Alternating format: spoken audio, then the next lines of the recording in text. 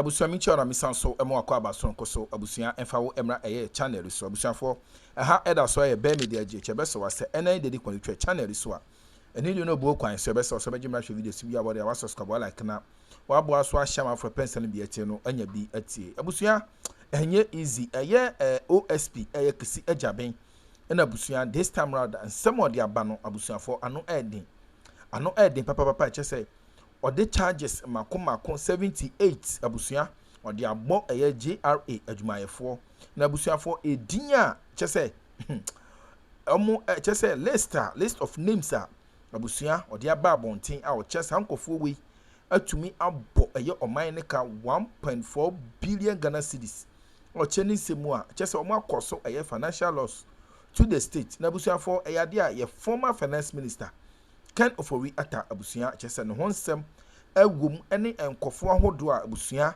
OSP ede omodin ede atodwa ene no abusuafo ano eden yes we kire se enkofo bi adi oman na wu abusua we de ma mekasa wa mekasa tete pese ekokotie ensem a abusua OSP kisi ajaben abusua de aba abonten this time round wa kire charges makoma 78 abusua ode abo JRA Ghana Revenue Authority abusua omo adwumayefo enye easy ensem na no odin abusua ebia na mahunika bese yekọ na ekokotie emu ankasa enchiremu abusua yenkọ ne ntie ensem no mu ankasa enchiremu na abusua uyem ebehyew yes ebeto so enye easy abusua ehada so ebe media je bo dey subscribe like na bo ahia for person bi etie na abusua omo enya bi entie ama we fi sabo notification bell no so for more podcast updates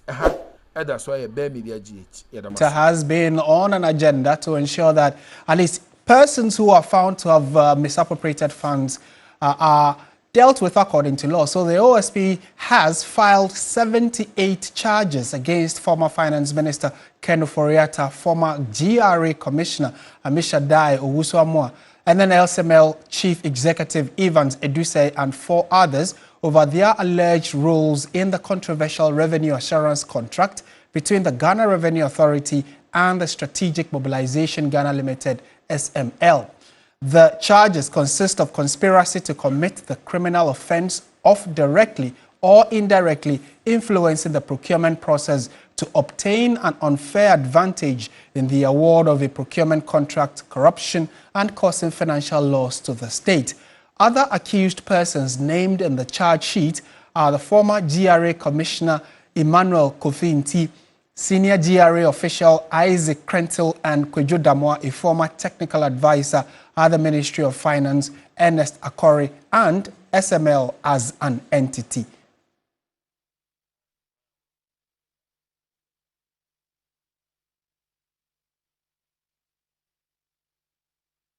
Right, so we'll try and walk you through some of the key charges. Out of that 78, we've teased out some of the outstanding ones so you can also be on the same page as we all await to see how this will play out in court. So it starts from count 1 to 46, the offenses fall into 6 main categories, which are 1, conspiracy to influence procurement. So the agreement among public officials and SML to manipulate the procurement process in SML's favor, especially using single source procurement without approval.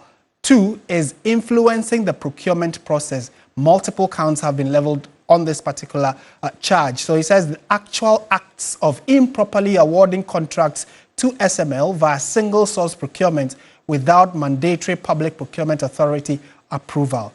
3rd count, also many in number, is causing financial loss to the state. Now, it says willfully enabling SML to receive huge payments for 1, transaction audit services, external price verification services, even though contracts were unlawfully awarded. So if you go to our website, 3news.com, you have a full version of the charge sheets, the 78 charges all there. And now let's engage private legal practitioner Martin Pebu on this. You would know that he is one of the key advocates when it comes to this particular SML issue and has been asking that quick action be taken. Will this one be quick enough? Mr. Pebu, good evening to you. Thank you for your time. Good evening, Martin. Yeah, good. To start with, 78 charges in all. The OSP has finally, as many were expecting, taken this issue up, gone to court, and has slapped these charges on the individuals. As a keen advocate within this space, what do you make of this? Look, these charges, I see them as half-hearted and half-baked. That's a half-hearted attempt to fight corruption with a half-baked solution. Why do I say so? Look, from the day CHRAJ himself came and confessed that he saw Ofori Atta leave Ghana and didn't tell Ghanaians, that was when I lost all the trust that I had in him. I lost all. So this is a half-hearted fight against corruption. CHRAJ is not fighting corruption. He's pretending. Look, Martin, how can you see your key accused person, the crown jewel? Ofori Atta is a crown jewel. We all know how Ghana borrows, then Data Bank makes money. Ghana borrows, then Data Bank, Ofori Atta's company makes money, etc. All the financial malfeasance, etc. We as Ghanaians suspected Ofori Atta. And CHRAJ could come on air to tell us that he saw Ofori Atta leave because he said he intercepted the letter that was written to both the former chief of staff and the sitting chief of staff, the current one, right? And CHRAJ intercepted it. Then he said he went to NIB, he didn't get help. He went to National Security, he didn't get help. He went to Immigration, he didn't get help. Now I'm beginning to hear that NIB say no. CHRAJ didn't bring any arrest warrant, didn't bring any letter showing that Ofori Atta was to be arrested. So I'm very sure soon National Security will also come out. Such a man, he's a double agent. He's pretending to fight corruption. Trust me. Counsel, but clearly from his submissions and interviews he has given and even his public addresses, he gave clear indications that although he was unable to prevent Ken Ofori Atta from leaving Ghana, he got wind of it at a very latter stage of that process and took action in that regard. You believe that his actions were much ado about nothing? Absolutely. Name. How many times have I called you? If you heard that Ofori Atta is about to leave Ghana, if you did a press conference, once he's not yet reached the airport, or even if he was at the airport, within 1 hour, we would have stopped him one time. One time would have stopped him. CHRAJ is a double agent. He's pretending. Look, CHRAJ worked for Ofori Atta. He worked for Ofori Atta. That's his former client. I think he was going to throw Ofori Atta under the bus. This is a half-hearted and half-baked solution. The real solution was to have prevented Ofori Atta from leaving Ghana. But CHRAJ colluded with Ofori Atta and away bus. So this one is to fool Ghanaians. It's just to fool us. Look, some of the charges. But counsel, have you seen? Oh, let me land one statement, just one sentence. Have you seen the charges on causing financial loss? OSP doesn't have a mandate on causing financial loss. That's for Attorney General Dr. Dominic Ayini. You see, but he wants to go to court on causing financial loss. When the court free him on that, how is Dr. Ayini going to go back? How is Dr. Ayini going to go back? Hey, Charlie, let's wise up. Kisi must leave that office immediately. Look, he has lost the plot. He has to go. Mr. Kwebu, thank you. For lack of time, we'd have to leave it here. Thank you for your time and thoughts. Martin Kwebu is a private legal practitioner. Earlier, Strategic Mobilization Ghana Limited, SML, had petitioned the Commission on Human Rights and Administrative Justice, CHRAJ, to investigate the Office of the Special Prosecutor over allegations of bias and abuse of power. The petition, dated November 12, 2025, and signed by SML's Chief Executive Officer, Evan Seduse, seeks CHRAJ's intervention to probe what the company describes as a gross abuse of discretionary power and a violation of fair administrative process. The petition, filed under Article 218 of the 1992 Constitution and Section 7 of the CHRAJ Act 1993, Act 456, calls for a full inquiry into the conduct of the OSP's lead investigator, Mr. Albert Akurugu, and possible complicity by the Special Prosecutor, CHRAJ. SML says the respondent's actions constitute a gross abuse of discretionary power driven by personal vendetta rather than lawful investigative purpose.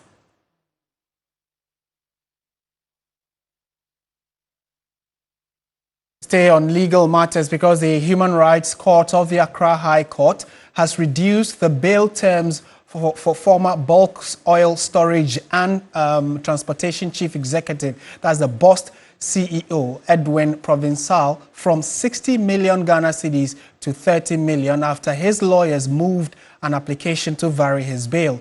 Edwin Provincial was granted a 60 million Ghana cedi bail by the Economic and Organized Crime Office, EOCO, after he was invited for questioning over transactions and operations during his term. He was also arrested last week at the Kotoka International Airport as he attempted to travel to Mozambique. In court on Tuesday, November 18, the court granted the applicant and varied the bail terms. The former BOST CEO has also been ordered to deposit his passport with the court registry.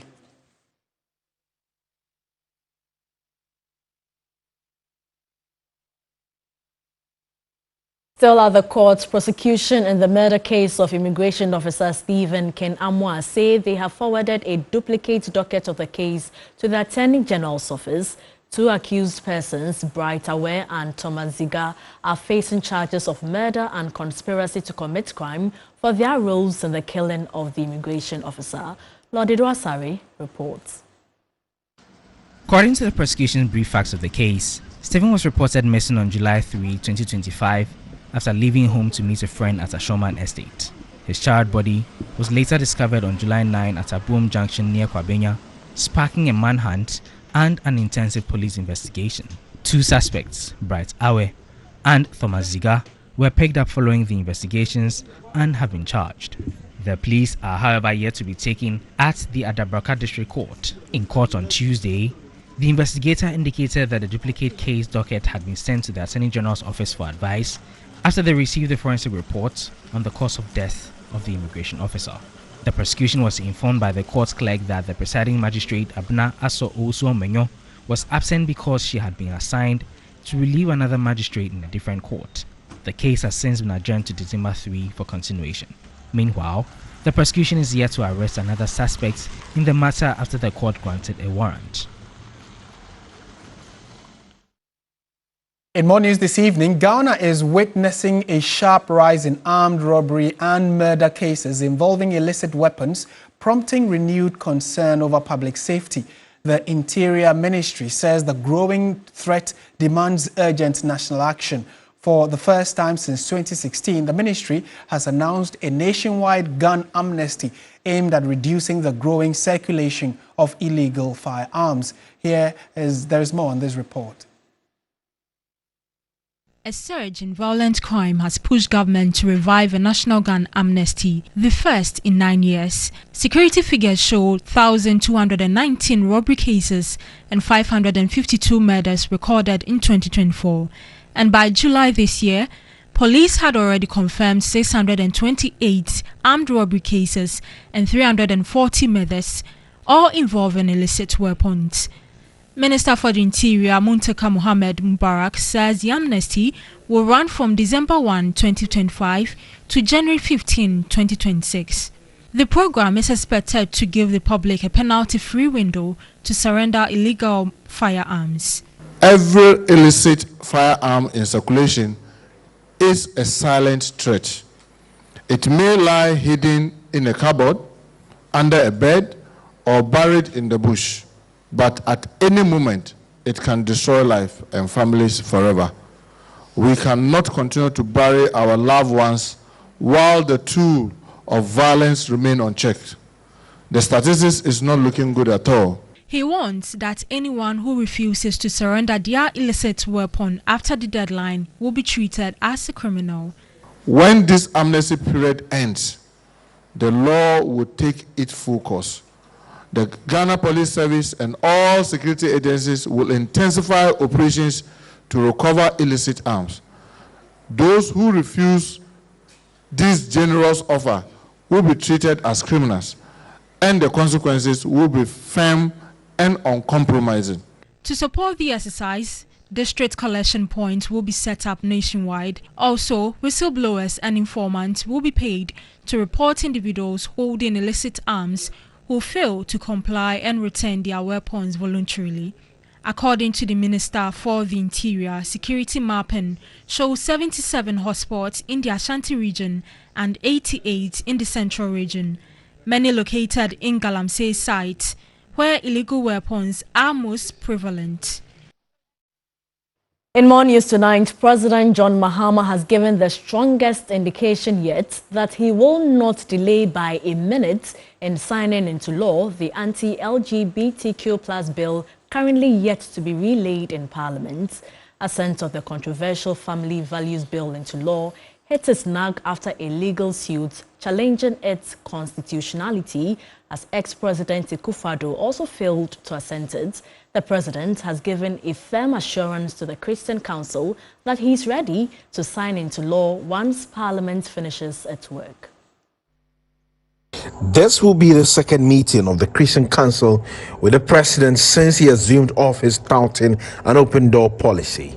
The demands of the Christian Council beyond the fight against Galamsey were swift. Excellency, the Christian Council notes with growing concern the prolonged silence surrounding the bill on the promotion of proper human sexual rights and Ghanaian family values. This has created uncertainty and tension within the citizenry, particularly among faith-based organizations and traditional communities. The Christian Council of Ghana continues to affirm its belief in the vision and necessity of a national cathedral as a unifying symbol of faith, gratitude to God, and moral renewal for our nation. While we are aware of the prevailing economic difficulties, we believe that the cathedral's completion under a transparent, accountable, and inclusive framework would serve as a spiritual and cultural landmark for generations to come. Responding to concerns raised by the Christian Council during a courtesy call at the Jubilee House, the president reiterated that the position of his government is clear on LGBTQ. The position of my government: marriage is between man and woman. A person's gender is determined at birth, and then also that the family is the foundation of our nation. That is our position. And so there are no questions or equivocations about what we believe. I believe that we are completely aligned with the Christian Council in terms of your belief. And so we agree with the Speaker to relay the bill and let Parliament, debate it. And if there are any amendments or whatever that have to be done, if the Parliament of the people of Ghana endorse the bill and vote on it and pass it, and it comes to me as president, I will sign it. Again, he responds to the quest by the clergy for resumption of works on the National Cathedral. I believe that at this time and age, with all the problems we have, $400 million to build a cathedral is excessive. I know Nigeria have built an ecumenical center, and I've been there. It's a decent, beautiful place, and they built it for $40 million. And so maybe some of the things are excessive, Let's find somewhere, all of us, on National Day of Thanksgiving and Worship, we can all go there and worship God and thank Him for what He has done for us. And so when that forensic audit is over, our intention is to have a broad-based consultation with the Christian community to see how we can build a place that is decent for us to worship. But apart from that, make it a center where people can come and look at its architecture and all that, and find that Christ, has a place in our hearts, in our nation. Away from the presidency to Parliament now, the minority in the House fiercely defended the record of the NPP administration, touting that they left office with enough import cover for the current government. On the first day of the budget debate, the caucus denied claims that the current government inherited a collapsed economy. Meanwhile, the Attorney General